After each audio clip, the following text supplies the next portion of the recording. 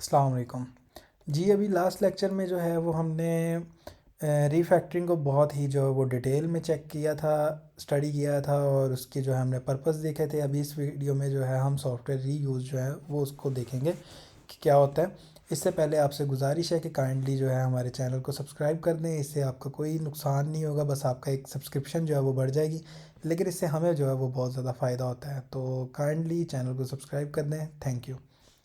अच्छा, software reuse के अंदर हमारे पास है software reuse means using existing software knowledge और artifacts during the development of a new system. जब आप एक नए सिस्टम को जो है क्या उसका नाम है, बना रहे हो, ठीक है, डेवलपमेंट कर रहे हो, तो जो आपके पास एग्जिस्टिंग सिस्टम है आप उसका जो नॉलेज है, उसके जो आर्टिफैक्ट्स हैं आपके पास, आप उनको यूज़ करो। इससे जो है आपका काफ़ी ज़्यादा टाइम भी बच जाएगा और काफ़ी ज़्यादा मेहनत भी जो है वो बच जाएगी। अच्छा, सो डाटा रीयूज़। डाटा रीयूज़ के अंदर हम क्या इन्वॉल्व है, हमारे पास स्टैंडर्डाइजेशन ऑफ डाटा फॉर्मेट्स के डाटा फॉर्मेट्स की जो है वो स्टैंडर्डाइजेशन करें। और reusable functions indicate a standard data interchange format. और जो हमारे पास रीयूजेबल फंक्शंस हैं, जो कि फंक्शंस हमारे पास काम बिल्कुल सही कर रहे हैं, उनको हम दोबारा से जो है वो एज इट इज़ यूज़ कर सकते हैं, ठीक है। तो ये जो है हमें बताते हैं कि स्टैंडर्ड डाटा इंटरचेंज फॉर्मेट जो है वो हमारे पास क्या है। उसके बाद है आर्किटेक्चरल रीयूज़। आर्किटेक्चरल रीयूज़ के अंदर जो है मतलब आप उसके आर्किटेक्चर को रीयूज़ कर रहे हो, उसके अंदर हमारे पास consists of standardizing a set of design and programming conventions के आप स्टैंडर्डाइज कर रहे हो। मतलब स्टैंडर्डाइज का मतलब ये कि आपने एक स्टैंडर्ड बना लिया और उसके हिसाब से ही आप थ्रू आउट द जो अपना सॉफ्टवेयर की डेवलपमेंट है वो चलोगे, ठीक है। तो आप वो कह रहे हो कि आपने एक सेट ऑफ डिज़ाइन और प्रोग्रामिंग कन्वेंशंस जो हैं वो उनको स्टैंडर्डाइज कर लिया है, dealing with the logical organization of software, कि सॉफ्टवेयर की लॉजिकल ऑर्गेनाइजेशन जो है उसको डील करते वक्त। The goal is to define a complete set of functional elements which will be needed to create new system from set standard components. वो कह रहे हैं कि जब आप क्या उसका नाम है, ये जो सारा कुछ जो है, ये जो फंक्शनल एलिमेंट्स हैं, ये कह रहे हैं कि आप इसका एक सेट ऑफ जो है complete set of functional elements जो हैं इसको आप डिफ़ाइन कर दें। इससे आपको जो है वो नया जो सिस्टम है आपका, उसके जो स्टैंडर्ड कंपोनेंट्स हैं उनको बनाने में जो है वो बहुत ज़्यादा हेल्प होगी। तो उसके बाद हमारे पास आ जाता है डिज़ाइन रीयूज़। अब डिज़ाइन रीयूज़ के अंदर क्या है, this deals with the reuse of abstract design that do not include implementation details. अब डिज़ाइन के अंदर जो है वो आपको कह रहा है कि आपने एब्स्ट्रैक्ट जो डिज़ाइन है ना, जो पिछले सिस्टम का, आपने सेम वो जो है वो दोबारा से रीयूज़ करना है। इसके अंदर आपने इम्प्लीमेंटेशन को इंक्लूड नहीं करना। और the these are then implemented specifically to fit the application requirements.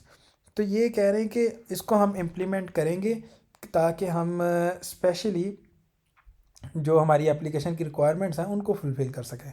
उसके बाद वो कह रहा है प्रोग्राम रीयूज़। प्रोग्राम रीयूज़ में ये हमारे पास है, this deals with reusing running code. जो आपके पास कोड रन हो रहा है, ठीक है, उसको आप। अच्छा, ये एक और चीज़ मैं आपको बताता चलूँ कि ये जो data reuse, architecture reuse, design reuse या प्रोग्राम रीयूज़, ये सारा कुछ आपने एक ही जो है वो कह लो कि सिस्टम को अपडेट करते वक्त या एक नया सिस्टम बनाते वक्त नहीं काम करना। Sorry.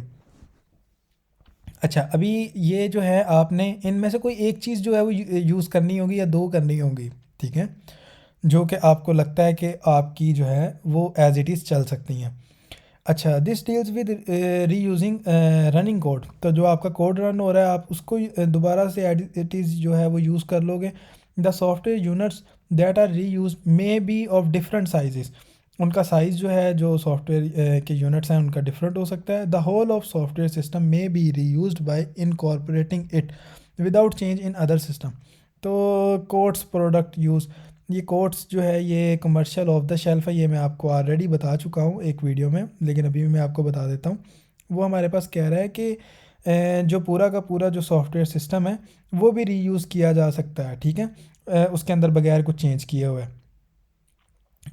Commercial of the shelf वो होती हैं चीज़ें जो कि आप बाहर से बनवाते हो या बाहर जो है वो ओपन उनका कोड पड़ा हुआ है और आप उसको यूज़ कर सकते हो। लेट्स सपोज कि अभी मेरा सिस्टम है, उसके अंदर मैंने गूगल का जो है वो कैलेंडर जो है वो यूज़ करना है, तो वो उसकी सिंपल मैं एपीआई कॉल करवा के उसको यूज़ कर सकता हूँ। तो ये जो है हमारे पास कमर्शियल ऑफ द शेल्फ है, ठीक है, प्रोडक्ट है।